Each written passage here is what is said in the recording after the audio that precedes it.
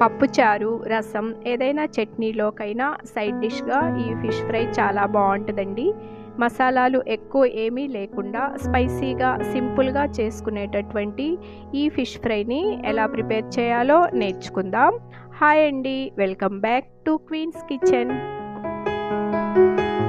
Fish fry కోసం ముందుగా ఒక బౌల్ తీసుకొని అందులో 1 స్పూన్ సాల్ట్, 2 స్పూన్ల కారం, కొంచెం పసుపు, ధనియాల powder, 1/2 spoon garam masala powder కూడా వేసుకొని ఇవన్నీ కలిసేలా కొంచెం ఆయిల్ కూడా వేసుకొని ముందుగా శుభ్రం చేసుకున్నటువంటి చేప ముక్కలకి ఈ పేస్ట్ అంతా కూడా పట్టించి మూత పెట్టి 1 అవర్ ఫ్రిడ్జ్లో ఉంచుకోవాలి.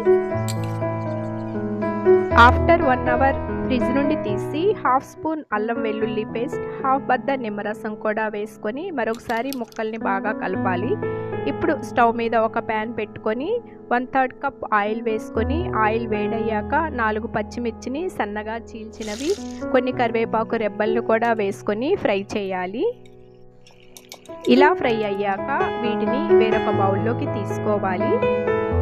ఇప్పుడు ఫ్రై కోసం చేప ముక్కలను ఇదే ఆయిల్లో వేసుకొని 15 to 20 మినిట్స్ హై టు మీడియంలో ఫ్లేమ్ని ఉంచుకొని ఇలా చేప ముక్కలను రెండు వైపులా టర్న్ చేసుకుంటూ ఫ్రై చేసుకోవాలి.